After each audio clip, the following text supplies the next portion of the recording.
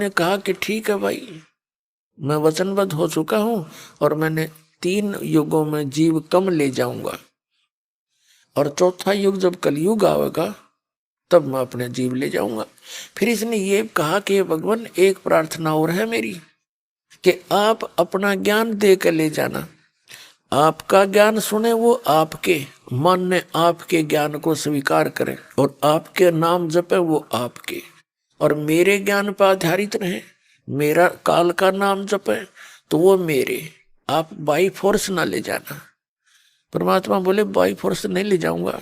और बोल क्या चाहता है, एक दो और डिमांड परमात्मा से की थी, वो भी तथास्तु करती मालिक ने, वो फिर समय आने पर बताएंगे। जब सारी स्वीकृति होली उसी समय आंख बदल गया और कहने लगा जोगजीत जाओ बेशक नीचे चले जाना, कलयुग में आओगे ना तुम, कलयुग में जब तुम आओगे या अपना कोई संदेश वाहक भेजोगे, उस समय इन सभी प्राणियों को इतना अज्ञानी बना दूंगा अपने नकली दूत भेज के, जब तुम्हारा संत या तुम जाओगे तुम्हारी कोई सुनेगा नहीं। क्या बताया उसी समय इसने कि 12 पंथ करूं मैं साजा, नाम तुम्हारा ले करूं आवाजा, 12 पंथ नाम जो ले ही वो हमरे मुख आन समोई, जाइयो जोग जीत संसारा, जीव न माने कहा तुम्हारा, जीव तुम्हारा कहा न माने, हमरी ओढ़ हो बाद बखाने। कहने के बेशक चले जाना, हमारी तरफ हो करके तुम्हारे साथ विवाद करेंगे, कोई नहीं सुनेगा, इन्हीं से कंडम कर दूंगा और 12 नकली दूत भेजूंगा और कबीर नाम से वो पंथ चलाएंगे, तेरे नाम से सतलोक और सचखंड की बात करा करेंगे और नाम देंगे सारे नकली। तो नाम पर सारा खेल है, नाम पर सब कुछ, सारा कुछ संत मता नाम पर आधारित है, नाम से ही मोक्ष होगा, नाम सत्य हो, सच्चा नाम हो, 2 अक्षर का हो। परमात्मा ने कहा ठीक है तू अपना काम करे, हम अपना करेंगे, कर लिए जो तूने करना है। तो परमात्मा ने कहा था कि जब 5500 वर्ष कलयुग बीत जाएगा उस समय मैं स्वयं जाऊंगा। धर्मदास जी को बताया था। अब आपको जो दास आज का सत्संग उद्देश्य रखता है उसके लिए भूमिका बनाई है, और सुबह के सत्संग में एक टॉपिक स्टार्ट किया था, वो बीच में रह जाता है क्योंकि ये ऐसा तत्व ज्ञान है, हर तरह से इसको सब सुनाकर समझाकर और एक पॉइंट पर लाना पड़ता है ताकि आसानी से समझ सको आप। वो क्या पॉइंट था कि धर्मदास जी एक बहुत बड़े सेठ थे और इतना धन था कि उनके पास उस नगरी का राजा भी प्राकृतिक आपदाओं के समय में, जैसे भूकंप आ जाना, फ्लड आ जाना, सूखा गिर जाता, तो उस समय वित्तीय सहायता लिया करते धर्मदास जी के पिता से, दादा से। इतना धनी होते हुए फिर परमात्मा की चाह। अब धर्मदास जी को परमात्मा मथुरा में मिले थे। आदरणीय धर्मदास साहब जी ने एक गुरु भी बना रखा था, रूपदास नाम का वैष्णव साधु, और उसने क्या दे रखा था उसको, एक तुलसी की लकड़ी के मणिये की कंठी और एक लंबा सा तिलक, जैसा वैष्णव साधु बनाते हैं, वो वैष्णव परंपरा से दीक्षित होने का प्रतीक होता था। धर्मदास जी लगभग 65 वर्ष के हो चुके थे।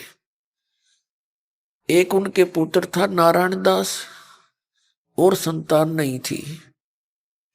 अब वो घर से मुक्त हो चुका था, कारोबार बच्चा करता था, और वो तीर्थ यात्रा उद्देश्य से चल पड़ा, जैसा उसके गुरु रूपदास जी ने आध्यात्मिक मार्गदर्शन कर रखा था। तो परमात्मा कहते हैं, जैसे वेदों में प्रमाण है कि वो परमात्मा सतलोक में रहता है, उस मुक्ति धाम से चलकर आता है, गति करके आता है, सह शरीर आता है और अनेक आत्माओं को, अच्छी आत्माओं को मिलता है। उनको तत्व ज्ञान का उपदेश करता है, उनको तत्व ज्ञान का उपदेश करता है। उन दृढ़ भक्तों को, पुण्यात्माओं, एक बच्चा, एक बालक, बेटा या बेटी अपनी शिक्षा ग्रहण करने के लिए 15-16 वर्ष लगाते हैं और उनको हम कति फ्री छोड़ देते हैं कि बेटा तुम पढ़ो और शिक्षा ग्रहण करो, और पैसा भी लगाते हैं। अब ये असली काम का तो आपको ही पता चलेगा कि हमने करना कैसे। ये था वो तो एक जीविका का आधार है, और जिसके लिए हम इतना कुछ करना पड़ता है, और वो भी जीविका मिलना वही है जो उसके संस्कार में है। लाखों बच्चे पढ़ रहे हैं और कितने का अधिकारी बने हैं, बाकी अपना वैसी मजदूरी जैसा उनका धंधा उससे तो काम चलावे। ये शिक्षा परमात्मा ने इसलिए दिलवाई है कि आप जी भगवान को पहचान सके, बाकी इसका कोई उद्देश्य नहीं था। ना 2 रोटी का धंधा, आदमी मजदूरी करके भी टाइम पास कर सकता है। तो इसके लिए हमने इस अध्यात्म मार्ग को समझने के लिए घना समय निकालना पड़ेगा, और ये काम आपके इस संसारिक काम में भी आओगा, क्योंकि भगवान साथ है तो सारे काम ठीक होया करें। जब इंसान अपने प्रयत्न से थक लेता है और सब जगह से काम उसके ब्लॉक हो जाते हैं, सब रास्ते, तो परमात्मा से अर्ज करता है और हम सीधे भगवान से जुड़ाएंगे पहले, फिर संसारी काम तो उसी के आधार से चलने हैं। तो इसलिए आप जी ने इस समय भी निकालना पड़ेगा, और जब आप मालिक की शरण में रहोगे, विधिवत चलोगे, आपको समय भी देगा, आपके घर में बरकत भी देगा, क्योंकि समर्थ है, इसको मालूम है जीविका की औकात है। यहाँ काल मुंह भी ना करने दे आपको इधर। ये तो मालिक लाया आपको अपने बच्चे को प्रेरणा दे दे के, कि ना जाने किस प्रकार की कथा सुना सुना के, जैसे टीवी के माध्यम से, पुस्तकों के माध्यम से आप तक संदेश भिजवाया उस दयालु ने। आपके भाई बहन जा जाकर संदेश देकर आए, और वहाँ इनके साथ कैसे दुर्व्यवहार करवाया दुष्ट लोगों ने, पर हम परवाह नहीं करते। हमारे साथ कुछ भी हो, लेकिन हम अपना उद्देश्य नहीं छोड़ेंगे। इस ज्ञान को भगवान के बच्चों तक पहुंचाकर दम लेंगे।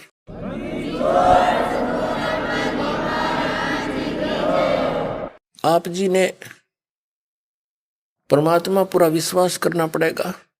दास के एक एक वचन को ऐसा मान लियो जैसा कति एथेंटिक, बिल्कुल, जिसमें एक इतना भी जरा सा भी आप उसको झूठ ना समझना, क्योंकि झूठे तो हमने पहले हम तेरे सुन रखे हैं। सारी सच्ची सच्ची कहूंगा, आधार होगा उसका एक वचन भी जो निकाला जाएगा। तो हमने इस परमात्मा के मार्ग को समझना पड़ेगा। जब हम इस पर दृढ़ हो सकते, पहले तो हमने भगवान पहचानना पड़ेगा। हु इज गॉड, परमात्मा है कौन, जो सुप्रीम पावर है, और कैसा है, कहाँ रहता है, उसका प्रमाण क्या है। अभी तक जितने भी संत पंथ या ऋषि महर्षि आचार्य शंकराचार्य और ये नकली कबीर पंथी गुरु या जैसे भी हैं, कि किसी ने भी कख नहीं बता अध्यात्म मार्ग का। सभी सतलोक में परमात्मा को निराकार बताते हैं कि परमात्मा निराकार है, वहां प्रकाश ही प्रकाश है, चेतन ही चेतन है, भगवान वहां है नहीं। फिर हम क्या करेंगे जब परमात्मा वहां निराकार है? कोई बात हुई, कोई इंटरेस्ट बनेगा? वहां पर परमात्मा यूं का यूं अपने जैसा मनुष्य दृश्य है, और प्रमाण दिखाएंगे आपको। परमात्मा कहते हैं एक ना भूला, 2 ना भूली, भूली सब संसारी, सब भूले पड़े हैं। ईसाइयों से पूछकर देखना आप कि परमात्मा कैसा है। वो कहते हैं गॉड इज फॉर्मलेस, परमात्मा निराकार है। हर पवित्र बाइबल में लिखा है कि परमात्मा मनुष्य दृश्य है, मनुष्य जैसा है। तो के खाक पड़ा इन्होंने सदग्रंथ हमारे उन प्रत्येक धर्म के धर्म गुरुओं ने क्या जाना उसको। वर्तमान के जो पहले वाले थे वो तो सही बता ही रहे थे। और ऐसे वेदों में परमात्मा साकार है, नर आकार है, मनुष्य दृश्य है। उसका नाम कबीर है। कबीर परमात्मा ने 600 वर्ष पहले कहा था कि वेद मेरा भेद है, मैं ना मिलूं वेदन के माही, और जौन वेद से मैं मिलूं ये वेद जानते नहीं। कबीर परमात्मा ने कहा था कि ये चारों वेद मेरा ही गुणगान करते हैं, लेकिन इन वेदों में, चारों वेदों में, ऋग्वेद, यजुर्वेद, सामवेद और अथर्ववेद में, इनमें मेरे पाने की विधि नहीं है, और उसमें ना सारा काम बिगड़ गया। अब ज्ञान हो जा, और ज्ञान हो गया भाई आपका रोग है, रोग की औषधि है, नहीं तो क्या यूज उस ज्ञान का। तो काल ने ऐसा कर दिया, ज्ञान तो मालिक का इसमें लिख दिया, लेकिन जैसे ब्रह्मा जी को वेद प्राप्त हुए शुरू में, ब्रह्मा जी की बुद्धि कंट्रोल में थी इस ज्योति निरंजन के, इसने ऊट पटांग ज्ञान सुनवा दिया अपने वंशजों को, ब्राह्मणों को। परमात्मा निराकार है, वो दर्शन नहीं देता, उसका कोई आकार नहीं है, वो गुप्त रहता है। और साधना करके थक लिए, किसी ने दर्शन हुए नहीं, क्योंकि इसने एक प्रतिज्ञा कर रखी है कि मैं किसी को भी न जप से, न तप से, न किसी क्रिया से किसी को दर्शन नहीं दूंगा। इसने प्रतिज्ञा कर रखी है। जैसे श्रीमद् भगवत गीता अध्याय नंबर 11 के श्लोक नंबर 47 और 48 में यह कहता है कि अर्जुन, ये है मेरा वास्तविक काल रूप। क्योंकि श्री कृष्ण में प्रवेश करके वो गीता का ज्ञान दे रहा था। जब अर्जुन ने कोई बात स्वीकार नहीं करी युद्ध करने की, तो इसने अपना भयंकर रूप देखा। श्री कृष्ण से बाहर निकल के उसकी इतनी रोशनी थी कि श्री कृष्ण तो खड़ा भी ना दिखा था वहां पर। और ऐसे भयंकर रूप, 1000 हाथ और ऐसे दिखाए उसने डराने के लिए कि अर्जुन और नहीं तो डर के यहाँ पर रहेगा। जब अर्जुन से कहा था कि अर्जुन, ये है मेरा वास्तविक काल रूप, और इसके दर्शन तेरे अतिरिक्त पहले ना किसी ने किए, ना कोई आज्ञा कर सकता, ना किसी वेदों में वर्णित विधि से, ना जप से, ना तप से, ना क्रिया से मेरी प्राप्ति नहीं हो सकती। इसलिए इन ऋषियों ने ओम नाम का जाप किया, हठ योग समाधि सो करके अंदर खोजने की चेष्टा की, कुछ नहीं पाया इन्होंने। आखिर में इन्होंने अपना अज्ञान विधान बना दिया कि गॉड इज फॉर्मलेस, परमात्मा निराकार है। कबीर साहब कहते हैं, खोजत खोजत था किया अंत कहा बेचून। परमात्मा को खोजने की विधि इनकम्प्लीट थी और इनको मिला नहीं, इसलिए इन्होंने अपना सिद्धांत बना दिया भगवान निराकार है। और वेद क्या बताते हैं? परमात्मा साकार है, अनुवाद करता भी वही है, वही साइंटिस्ट है जो परमात्मा को निराकार कहा करते। ये आर्य समाज के ये महर्षि दयानंद और उसके चेले, और वेदों का अनुवाद खुद कर रहे। इसमें स्पष्ट लिखा परमात्मा मनुष्य सदृश है। तो परमात्मा कबीर जी कहा करते, मोती मुक्ता दर्शत नाही, ये जग है सब अंधरे, दिखत के तैन चशमिन का फिरा मोतिया बंदरे। ये देखो, आपको ऋग्वेद दिखाते हैं। अब देखिएगा, आपको दिखाते हैं परमात्मा ने कहा था वेद मेरा भेद है। और वो परमात्मा कहाँ रहता है, क्या लीला करता है, देखिएगा। ऋग्वेद मंडल नंबर 9 और 10 इकट्ठे ही अनुवाद किया है इन्होंने। ये कहाँ से प्रकाशित है? सार्वदेशिक आर्य प्रतिनिधि सभा, महर्षि सिद्धांत भवन, रामलीला मैदान, नई दिल्ली। ये इनके फोन और फैक्स नंबर है। मुद्रक है Prince offset printers, 1510 Pataudi house, Daryaganj, नई दिल्ली से। ऋग्वेद मंडल नंबर 9 सूक्त 86 का मंत्र 26 है। इसमें क्या लिखा है कि यज्ञ करने वाले यजमानों के लिए परमात्मा, यज्ञ माने धार्मिक अनुष्ठान यानी भक्ति, साधना करने वाले यजमान माने साधकों के लिए परमात्मा सब रास्तों को सुगम करता हुआ उनके विघ्नों को मर्दन करता है, यानी उनके संकटों का नाश करता है, उनको पवित्र करता हुआ और अपने रूप को सरल करता हुआ, अपने रूप को सरल करता हुआ वह कांति में परमात्मा। इन्होंने यहां गड़बड़ कर दी। ये यहां पर है मूल पाठ के अंदर कबीरत्व, हम इसको कबीर बोलते हैं, कबीर। इन्होंने क्या किया है, ए अलग कर दिया और छोटे जो आधा रह था हलंत वाला उसको अपसर्ग में बदल दिया और ऐसे लिख दिया कवि। और इसका अर्थ लिखना था इन्होंने कबीर देव, चाहिए कबीर देव लिख देते, हम कबीर बोल रहे हैं उसने, तो यहां लिखना था वो कबीर देव। देव माने परमात्मा, कबीर माने कबीर, वो कबीर परमात्मा है। विद्युत के समान क्रीड़ा करता हुआ वर्णीय पुरुष को यानी अच्छी आत्मा को प्राप्त होता है। अब पहले ये कंसेप्ट क्लियर करेंगे कि कबीर का अर्थ क्या होना चाहिए, यहां होना चाहिए कबीर देव। जैसे एक यजुर्वेद है, यजुर्वेद, ये देखिएगा, ये यजुर्वेद है, ये छोटा र ऊपर लगा है और इसको अलग संधि छेद करके ये दो अपसर्ग यहां लगाए जा सकते हैं। और जहां पर इस यजुर्वेद की महिमा हो और वहां केवल यजु ही लिखा हो तो लिखना पड़ेगा उसको यजुर्वेद है वो, ये देखना। ये भी इस आर्य समाज के द्वारा प्रकाशित है।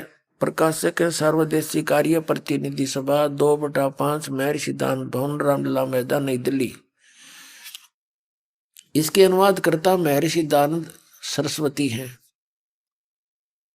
और ये वहीं से छपा है। मुद्रक है Prince offset printers 1510 Pataudi house Daryaganj नई दिल्ली से। अब हम इसके 36वें अध्याय में आते हैं। ये है 6300 अध्याय यानी अध्याय 36 है। ये इसका प्रथम मंत्र है। इसमें क्या लिखा है कि ये लिखा है रचम वाचम परपदे मनो यजु परपदे। अब जो यजु शब्द है ये यजुर्वेद के बारे में लिखा है। अब इसका अनुवाद करते समय इस महर्षि दानंद ने ठीक किया, यहां यजु का अर्थ यजुर्वेद किया, ये बहुत अच्छा किया। यदि यहां इसका अर्थ कर देता कोई और तो ये महिमा यजुर्वेद की थी, ये ना लिखकर यहां लिख देते कोई भी इसका अर्थ यज्ञ सतुतियां या कोई अन्य अर्थ कर, क्योंकि शब्द का अर्थ तो होता ही है। तो यहाँ ये सारा फेल हो जाते, ये सारा टॉपिक ही खत्म हो जाता, क्योंकि ये यजुर्वेद की जानकारी थी, ये ठीक लिख दिया। इसी प्रकार अब हम आते हैं फिर उस ये ऋग्वेद मंडल नंबर 9 सूक्त 86 के मंत्र 26 पर। अब हम ऋग्वेद में फिर आगे हैं और यजुर्वेद रख दिया, इतना ही लेना था। ऋग्वेद मंडल नंबर 9 सूक्त 86 मंत्र 26 है ये। इसमें यहाँ कबीर अत्यो और यहां लिखना था वह कांति में परमात्मा कबीर देव। अब सारा स्पष्ट हो जाएगा कि परमात्मा अपने भक्तों के लिए, यज्ञ करने वाले यजमानों के लिए, यज्ञ माने धार्मिक अनुष्ठान यानी साधनाएं करने वाले साधकों के लिए, भक्तों के लिए परमात्मा सब रास्तों को सुगम करता हुआ उनके विघ्नों को मर्दन करता है, नष्ट करता है उनके संकटों का, उनको पवित्र करता हुआ और अपने रूप को सरल करता हुआ वह कांति में परमात्मा कबीर देव। वो कबीर देव यहां लिखना चाहिए था कबीर देव। विद्युत के समान क्रीड़ा करता हुआ वर्णीय पुरुष को प्राप्त होता है। अपने आत्मा वहां सतलोक के अंदर परमात्मा की कैसी रोशनी है, उसके एक रोमकूप में करोड़ सूर्य मिला दे, करोड़ चंद्रमा, इतना तेज है उस मालिक के शरीर का, उससे भी अधिक पड़ता है। और वो एज इट इज यहाँ आ जा अपनी उसी शोभा में, तो हम कुछ देख नहीं सकते, हमारी चरम दृष्टि बंद हो जाएंगी, जैसे उल्लू सूर्य को नहीं देख सकता। इसलिए वो परमात्मा हल्के तेज पुंज का शरीर और अन्य रूप बनाकर और फिर हमें आकर मिलता है। ऐसे आदरणीय गरीबदास साहिब जी ने कहा कि तेज पुंज अन्य दे धर कर, हल्की तेज पुंज का शरीर बनाकर वो परमात्मा इस विध हमको भेंट ही ऐसे मिलता है हमारे को आकर के। और वो वेद प्रमाणित कर रहे हैं। तो ये वेद भी कह रहे हैं कि वो अपने रूप को सरल करके आता है, हल्का बनाकर आता है, ताकि हम उसको आसानी से देख सकें। ये देखिए अब हमने 26 पढ़ लिया, अब हम 27 मंत्र पढ़ेंगे। ऋग्वेद मंडल नंबर 9 सूक्त 86 का मंत्र अब 27। इसमें क्या किया कि जो परमात्मा, हम इतना ही पढ़ेंगे इसमें, जो परमात्मा ध्युलोक के तीसरे पृष्ठ पर विराजमान है, जो वहां तीसरे पृष्ठ पर रहता है। अब इससे एक तो ये सिद्ध हो गया कि परमात्मा ऊपर रहता है, ध्युलोक के भी तीसरे पृष्ठ पे। ध्युलोक माने तेजों में लोक है, सतलोक, उसके 3 भाग हैं। उसके तीसरे पृष्ठ पे यानी सबसे ऊपरले हिस्से में परमात्मा का एक बहुत बड़ा गुम्बद है, उसके अंदर मालिक बैठे हैं, एक सिंहासन के ऊपर विराजमान है, सिर पे मुकुट है जैसे राजा लोग होते हैं, और ऊपर एक बहुत सुंदर छतर है सवेत।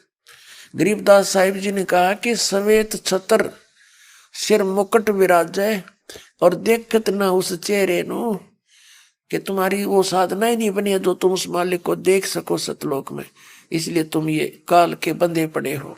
अब हम आते हैं ऋग्वेद मंडल नंबर 9 सूक्त 82 का 82 का। ऋग्वेद मंडल नंबर 9 सूक्त 82 और इसका मंत्र नंबर 1 में कमाल कर दिया। जो सर्वो उत्पादक प्रभु यानी सबकी उत्पत्ति करने वाला परमात्मा, प्रकाश रूप सद्गुणों की वृष्टि करने वाला, पापों के हरण करने वाला हुआ है, राजेव माने राजा के समान।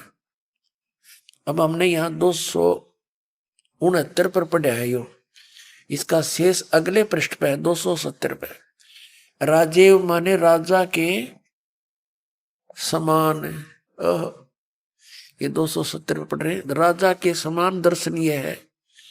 अब हो गया साकार, मनुष्य दृश्य है, राजा के समान देखने योग्य है, और वह पृथ्वी आदि लोक लोकांतरों के चारों ओर शब्दमान हो रहा है। वह वर्णीय पुरुष को यानी अच्छी आत्मा को, अच्छे भक्त को, जो दृढ़ भक्त है उसको पवित्र करता हुआ प्राप्त होता है। अब इसमें स्पष्ट है कि वह वर्णीय पुरुष को, ओहो, जो अच्छी आत्मा है उस दृढ़ भक्त को पवित्र करता हुआ प्राप्त होता है। जिस प्रकार विद्युत स्नेह वाले स्थानों को आधार बनाकर प्राप्त होता है। ओए होए होए, कितना जबरदस्त उदाहरण दे रखा है वेद में कि जैसे आकाशीय बिजली किसी धातु पर अट्रैक्ट होकर ही नीचे गिरती है। जैसे पुराने समय में हमारे घरों में कांसी धातु की थाली बेले होया करते थे, और जब वर्षा होती थी और बिजली कड़का करती थी तो हमारी दादी माँ कहा करती, हमारी काकी ताई माताओं को, कि वर्षा के समय कांसी की थाली या बेला बाहर नहीं रहना चाहिए, इस पे अमूमन बिजली गिर जाती है, उस धातु से उसका अट्रैक्शन होता है। तो ऐसे ही यहाँ बताया है कि वो परमात्मा सतलोक से आता है, उस ध्रुवलोक में रहता है और वहां से गति करके आता है, अपनी प्यारी आत्माओं को मिलता है। कैसे मिलता है? जैसे आकाशीय बिजली किसी धातु को आधार बनाकर उसके ऊपर ही गिरती है, तो ऐसे वो परमात्मा उन अच्छी आत्माओं को मिलता है जिसमें उनका अट्रैक्शन होता है, जो दृढ़ भक्त होते हैं। जो परमात्मा ने जो कह दिया फाइनल, सारा संसार एक तरफ और वो महापुरुष एक तरफ, ऐसा ही हुआ आज तक, देख लेना। आदरणीय धर्मदास साहिब जी को मिले, आदरणीय मुलुकदास साहिब जी को मिले, आदरणीय नानक साहिब जी को मिले, और नानक साहिब जी को परमात्मा सतलोक में लेकर गए, फिर उनको वापस छोड़ा। उसके बाद सारा हिंदू समाज एक तरफ था, उसके पिताजी भी विरोधी हो गए उन पांडवों के कहने से, पर वो टस से मस नहीं हुए, क्योंकि उन्हीं को परमात्मा मिलता है जो उनके स्टेनलेस स्टील के होते हैं। अब वो उद्देश्य क्या लेकर आते हैं परमात्मा यहाँ पर? ऋग्वेद मंडल नंबर 9 सूक्त 82 का हमने मंत्र 1 पढ़ लिया। अब दूसरे में स्पष्ट कर दिया है कि हे परमात्मन, उपदेश करने की इच्छा से आप, यानी तत्व ज्ञान प्रचार करने की इच्छा से आप महापुरुषों को प्राप्त होते हो। ओए होए, और आप अत्यंत गतिशील पदार्थ के समान, जैसे बिजली एकदम आ जाती है ऊपर वाली 1 सेकंड में, हमारे आध्यात्मिक यज्ञ को प्राप्त होते हो। जहाँ धर्म भंडारे होते हैं वहाँ परमात्मा की प्रेजेंस होती है। आप कबीर देव हैं, यहाँ इन्होंने फिर सर्वज्ञ लिख दिया। यदि इसको हम कवि ही कहें तो कवि कोई भी सर्वज्ञ नहीं होता। यदि इस वेद में किसी कवि की महिमा होती तो कवि का अर्थ काव्यकार लिख देते तो भी ठीक था। परमात्मा की महिमा चल रही है, यहाँ लिखना था वो कबीर देव। ये देखो, मूल पाठ देखिए, ये है कबीर वेदस्य, यू रे लगा ऊपर आधा, इन्होंने इसको यहाँ अपसर्ग लगा दिया जैसे यजुर्वेद में। तो यहाँ लिखना था कबीर देव हैं आप, कबीर देव हैं आप, कबीर साहब हैं। हम कबीर बोल रहे हैं, हम वेदों को वेद बोलते हैं। आप कबीर देव हैं, शुद्ध स्वरूप हैं, हमारे पापों को दूर करके हे सोम यानी हे अमर परमात्मा आप हमको सुख दे। अब देखिएगा ऋग्वेद मंडल नंबर 9 सूक्त 82 का मंत्र 3। पवित्र यज्ञों में रक्षा से आप प्राप्त होते हैं और पृथ्वी आदि लोक लोकांतरों में गति करते हुए सर्वव्यापक आप स्वयं गतिशील होकर के विराजमान होते हैं। आप स्वयं गतिशील होकर के यानी वहां से चलकर नीचे आते हो, इसका ये अर्थ है। अपने आत्माओं ये वेद जो हैं, इन वेदों की कितनी महिमा हम सुनते आए हैं और कितने शिरोधार्य हैं ये पूरे हिंदू समाज के लिए। वैसे तो विश्व के लिए हैं ये सबके, लेकिन अब ये हिंदुओं के नाम कर रखे हैं तो हम हिंदुओं के मान लें। तो ये कोई बालकों के लेख नहीं है, इसमें कोई खास विधान है, कोई खास ज्ञान था, तभी आज तक वेद सबके उस जुबान पर चढ़े हुए थे। परमात्मा कहते हैं सतगुरु बिन काहु न पाया ज्ञाना, जो थोथा भूस छड़े मूड किसाना। गुरु बिन वेद पढ़े जो प्राणी, और समझे निसार रहे अज्ञानी। तो जितने भी ऋषि महर्षि थे और ये आचार्य और शंकराचार्य थे, इनको कख भी नहीं पता था इस वेदों में क्या वर्णन है। अटपट मारा करते, इनसे हटकर ज्ञान दिया करते थे। जैसे पुराणों में लिखा है कि ब्रह्मा विष्णु महेश नासवान है, इनकी जन्म मृत्यु होती है। और हमारे धर्म गुरु हमें क्या सुनाया करते थे, ये अजरो अमर है, सर्वेश्वर हैं, इनके कोई माता पिता नहीं। तो खाक ज्ञान था इन आचार्य और शंकराचार्य, इन हमारे धर्म गुरु ब्राह्मणों ने क्या पढ़ा इन्होंने पुराणों और वेदों को। तो पुण्यात्मा ने बैठा लिया अपना भी, और हम भी डबो दिए, हमारे दादे परदादे सारे भूत बनवा दिए, और फिर उनके श्राद्ध निकलवाएंगे, श्राद्ध निकालो उनके। है तेरा गजब हुई। अब दया करी दाता ने स्वयं आकर वो ज्ञान दे करके वो प्रमाण देंगे कि परमात्मा कैसा होता है, क्या लीला करता है। अब वेदों में लिखा है कि वो परमात्मा पूरी सृष्टि को संभालने के लिए 3 सतिथि में रहता है। एक में तो वो वहां सतलोक में रहता है, तेजों में शरीर बनाकर वहां बैठ जाता है सिंहासन के ऊपर, जैसे राजा बैठा होता है बहुत बड़े गुम्बद में महल के अंदर। और दूसरी लीला करता है वो प्रत्येक युग में, उसके प्रारंभ में तकरीबन वहां से चलकर आते हैं एक कमल के फूल पर, सरोवर के अंदर, नगर से बाहर वन में एक शिशु रूप धारण करके प्रकट हो जाते हैं। वहां से उनको निसंतान वो व्यक्ति उठा ले जाते हैं। और फिर वो क्या लीला करते हैं परमात्मा, इसमें आए थे कलयुग में सन 1398 में ज्येष्ठ सुदी पूर्णमासी को वो परमात्मा सतलोक से चलकर आए संवत 1455 सन 1398 में, और कमल के फूल पर लहर तारा तालाब में काशी में प्रकट हुए। उनको देखने वाले एक अष्टानंद नाम के ऋषि थे जो स्वामी रामानंद जी के शिष्य थे। परमात्मा कबीर जी सतलोक से चलकर आए एक शिशु रूप धारण करके, लहर तारा तालाब काशी से बाहर एक वन में था जिसमें गंगा का जल उछलकर लहरों के द्वारा गऊ घाटों के ऊपर से, वर्षा के दिनों में जब फुल स्विम पर चलती थी गंगा, लहरों से उछल कर पानी बहुत बड़े सरोवर का रूप धारण कर लेता था। और फिर सारा वर्ष उसका बहुत सुंदर जल रहता था। ये नीरू नीमा कौन थे जिनको परमात्मा मिले थे? ये उसी जन्म में ब्राह्मण और ब्राह्मणी थे। गौरी शंकर नाम था नीरू का, सरस्वती नाम था नीमा का। ये गौरी शंकर ब्राह्मण बहुत बड़ा एक नेक व्यक्ति था और भगवान शिव का पुजारी था। भगवान शिव की शिव पुराण से कथा सुनाया करता था, जैसी उसने समझ थी, बगैर किसी लोभ लालच के सुनाता था। जो दक्षिणा आ जाती थी उससे अपना रोजी रोटी चलाता था, और उससे पैसा बच जाता था उसको धर्म में लगा देता था, संग्रह नहीं करता था। इस बात से उसके बहुत प्रभाव बन गया और अधिकतर श्रद्धालु उस गौरी शंकर के साथ रहने लगे। तो अन्य जो ब्राह्मण थे जो मिसगाइड करते थे दुनिया को, उनकी रोजी रोटी कुछ कम होगी तो वो ईर्षा किया करते थे। उस गौरी शंकर से। और मुसलमानों को इस बात का ज्ञान था कि गौरी शंकर हिंदू धर्म का प्रचार घना कर रहा है, और दूसरे जो मोजिज ब्राह्मण हैं वो इससे ईर्ष्या करते हैं। उन्होंने इसका फायदा उठाया और उनको जबरदस्ती मुसलमान बना दिया, अपना झूठा पानी छिड़क दिया, उनके कपड़ों पर उनके बर्तनों में डाल दिया। और वो ब्राह्मण दूसरे जो नकली थे, वो तैयार थे पहले, उन्होंने सब जगह मुनादी करवा दी कि वो गौरी शंकर मुसलमान बन गया, वहाँ कोई नहीं हिंदू जाएगा। उसका गंगा में स्नान करना भी बंद करवा दिया। अब मुसलमानों ने उनका नाम बदल दिया, गौरी शंकर का नाम रख दिया नूर अली, सरस्वती का नाम रख दिया नियामत। अपभ्रंश करके उनको नीरू और नीमा कहने लग गए। अब उनको रोजी रोटी की समस्या आ गई, जीविका कैसे चलाएं?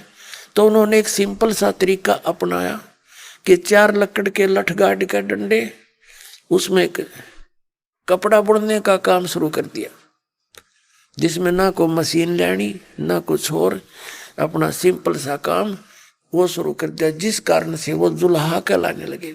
उनका कोई संतान नहीं थी। अब गंगा के घाट पर स्नान करना बंद कर दिया। प्रतिदिन स्नान करते ही थे वो, तो लहर तारा तालाब में स्नान करने के लिए डेली जाया करते, सुबह सुबह वक्त से उठकर।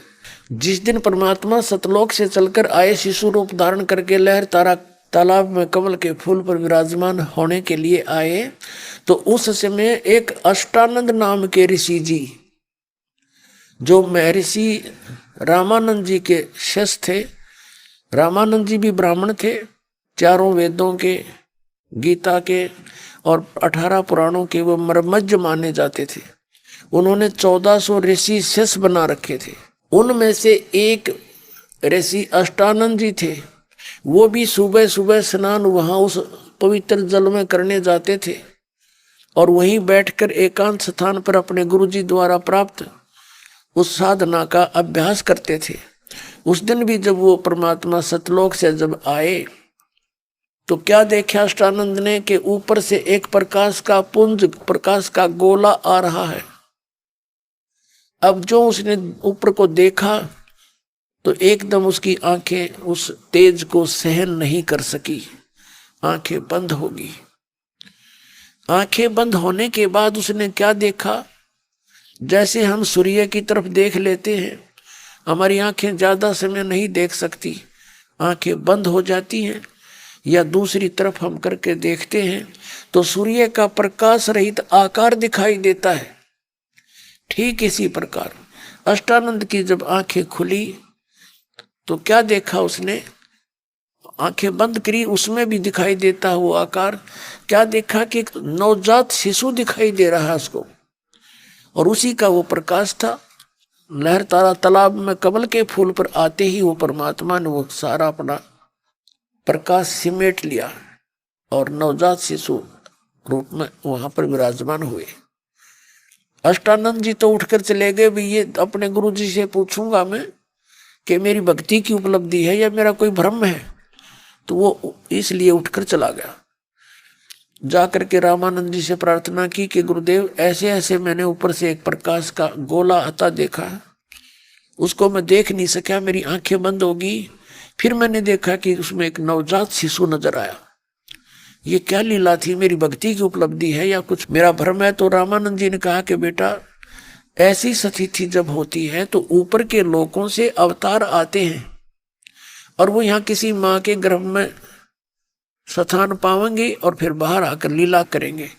अब रामानंद जी को इतना ही ज्ञान था कि इनके अवतार माँ से ही पैदा होते हैं, और ये अवतार तो परमात्मा है, ये किसी माँ से जन्म नहीं लेता है, स्वयंभू है, स्वयं आकर वहां प्रकट हुए। नीरू नीमा प्रतिदिन की तरह स्नान करने के लिए जा रहे थे और पहले दिन किसी ने, रिश्तेदार ने आकर वह नीमा चंगरा दी कि उसका संतान थी कोई ना, उम्र 60 के आसपास होगी थी। अब कोई रिश्तेदार आता है तो वो यही इंजेक्शन लगाया करता जिसका संतान ना हो। हे भगवान, एक जातक तो चाहिए था, हे परमात्मा एक बालक तो होना चाहिए था तारे, तुम्हारा भी संसार में साझा हो जाता। अब ये ज्ञान था हमारा। कोई आ गया ऐसे पहले दिन भूल सी पड़ रही थी वो ताजा करगी कोई माई आकर उसने। तो सुबह उठकर नीमा रोती हुई जा रही थी और नीरू भी कहाँ स्नान करने के लिए जहाँ प्रतिदिन जाया करते थे लहर तारा पर तालाब पर। अब नीमा रोती हुई चल रही है और कह रही है, और ये भगवान शिव के पुजारी थे, बेशक मुसलमान बन गए थे पर वो अर्धत नहीं निकले भगवान शिव जी उनके। भगवान शिव से प्रार्थना कर रही है, हे भगवान शिव जी, आपके घर में के बालकों की कमी होगी, आप तो समर्थ दाता हो, आप सब कुछ कर सकते हो, मुझे भी एक लाल दे देते, एक बालक दे देते, हे भगवान मेरा भी संसार में साझा हो जाता। और न्यू कह के फूट फूट कर रोने लगी।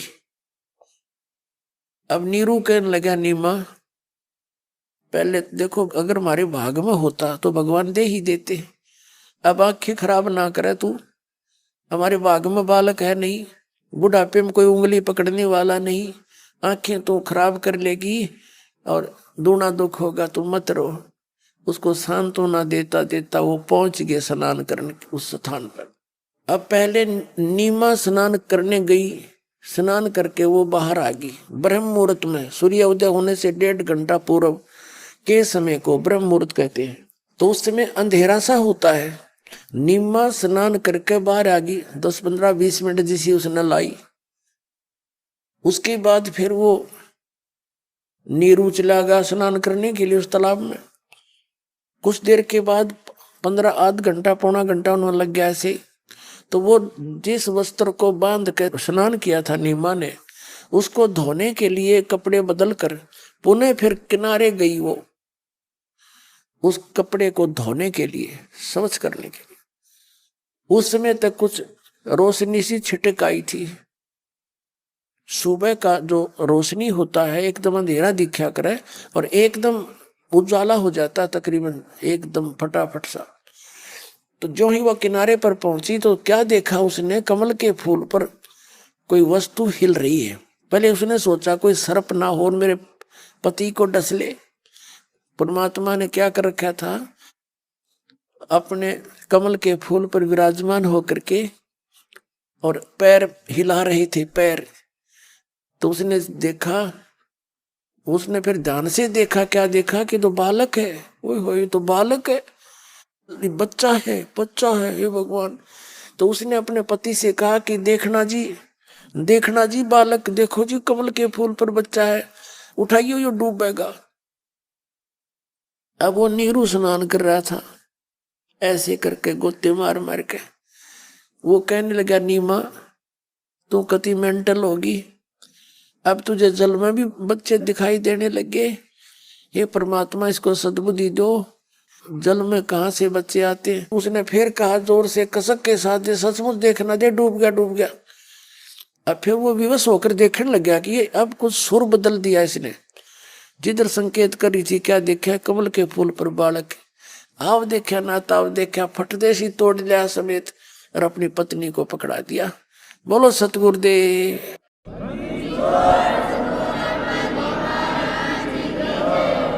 अब नीमा उस बच्चे ने लेके बाहर आ गई। अब पुण्यात्माओं, जिस भगवान के लिए हम तड़प रहे हैं उसके नाम लेने रोम रोम खड़े होते हैं हमारे। और जिस माई ने, जिस आत्मा ने उस परमात्मा को सीने से लगाया, एक बालक तुल प्यार किया, कभी उसका मुख चूम रही थी, कभी ऊपर सीने से लगा रही थी और 100 शुक्र मना रही थी अपने शिवजी भगवान के।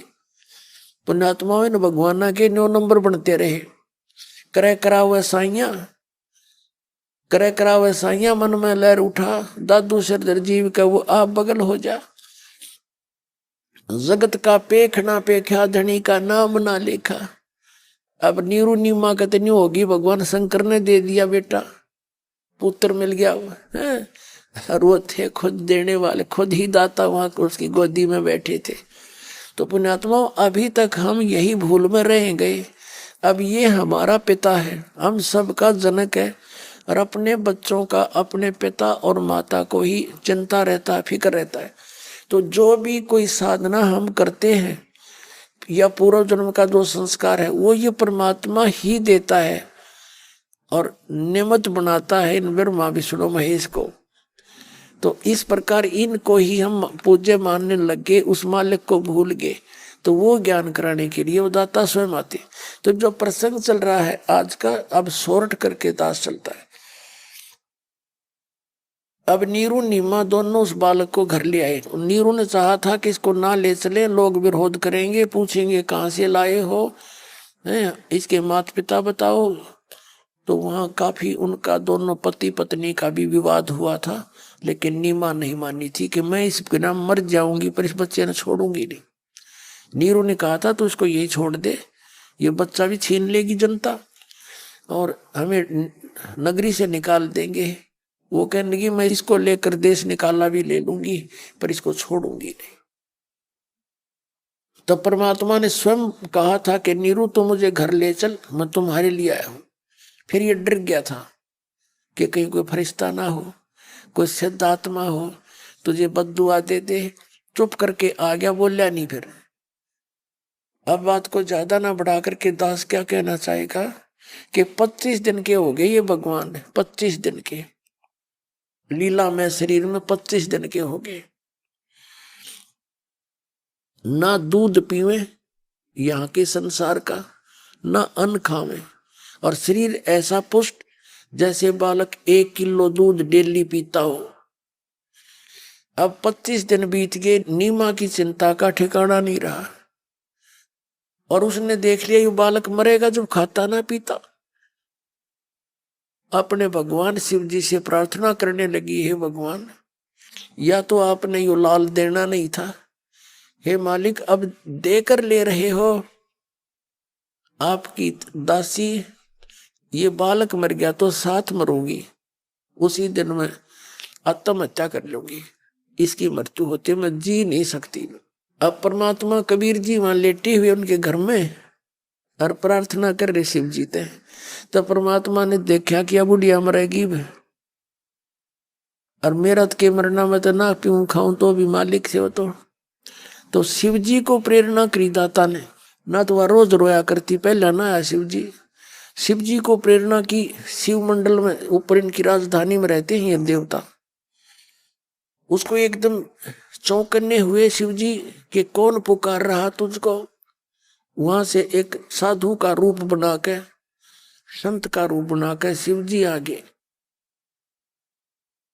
आगे पूछा कि माई क्यों रो रही है।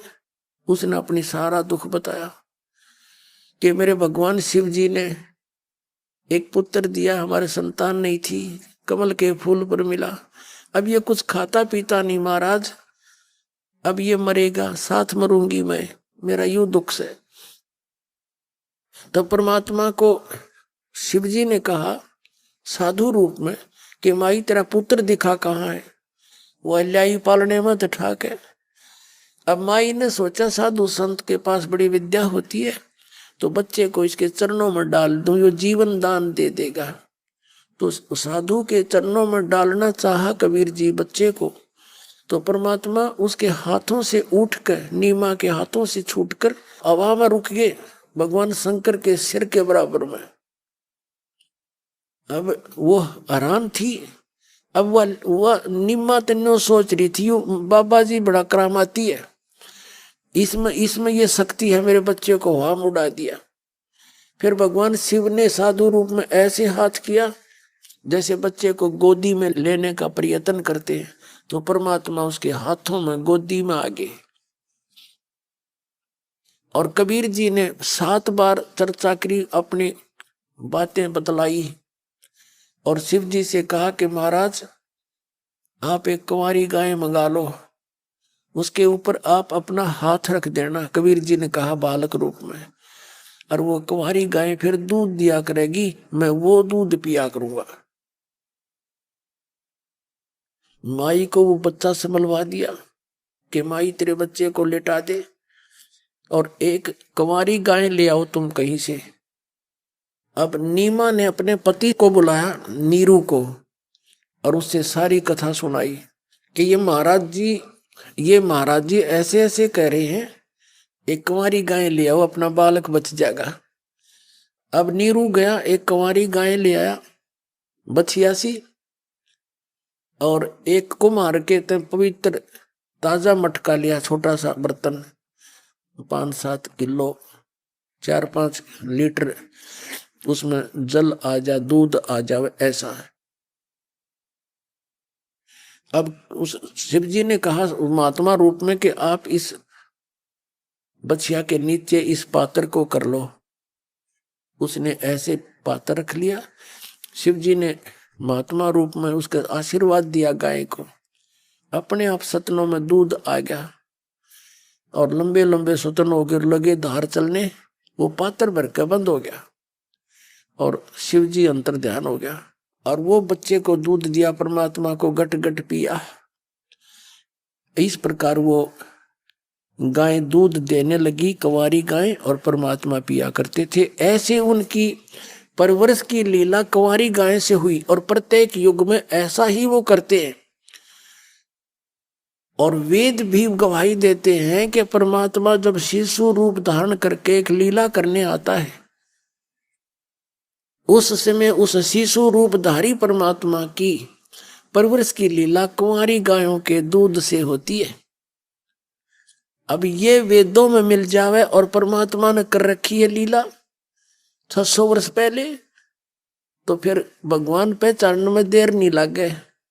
अब आपको दिखाते हैं, पहले तो वेद दिखाते हैं और फिर परमात्मा की वो लीला दिखाते हैं, कबीर सागर दिखाते हैं जिसमें उस परमात्मा ने यह लीला कर रखी है। देखिएगा, ये ऋग्वेद मंडल नंबर 9-10 वो जो पहले आपको दिखा वही है। ये इसके प्रकाशक हैं सर्वदेशी कार्य प्रतिनिधि सभा, महर्षि दान भवन, रामलीला मैदान, नई दिल्ली। और ये यहाँ से प्रिंटेड है, मुद्रक है Prince offset printers, 1510 Pataudi house, Daryaganj, नई दिल्ली से।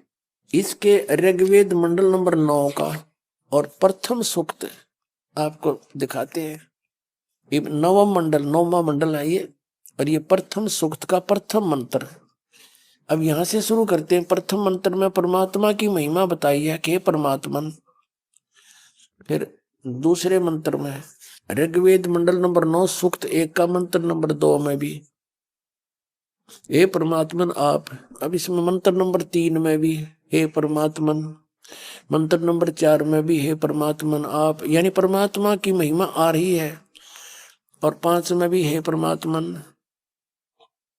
अब ऋग्वेद मंडल नंबर 9 सूक्त 1 मंत्र 6 में भी हे परमात्मन, यानी परमात्मा के विषय में जानकारी चल रही है।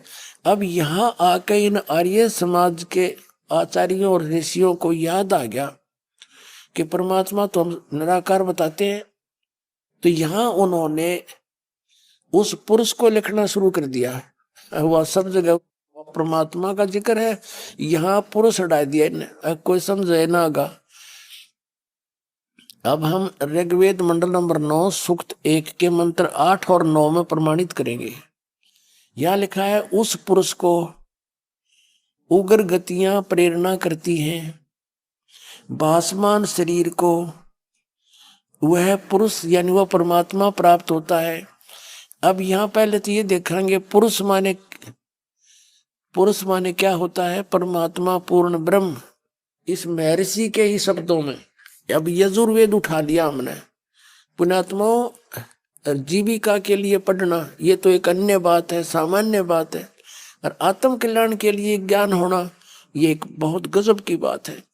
और इसके बिना आपका जीवन व्यर्थ है, चाहे आप बड़ा राष्ट्रपति बन जाना, ये भक्ति नहीं है तो यूजलेस जीवन है आपका। और इसके लिए आपने समय मिला है, यह धन्य है आपके जन्म, धन्य है आपकी किस्मत, और धन्य है आपके माता पिता जिनसे जन्म हुआ। ऐसे समय में मनुष्य जन्म इस दास को परमात्मा ने भेज रखा है इस सारे ज्ञान को प्रकाशित करने के लिए। और ऐसे समय में आपका जन्म है, धन्य हो गए हो तुम, सत्कर्म लेना। तो इसलिए समय निकालना।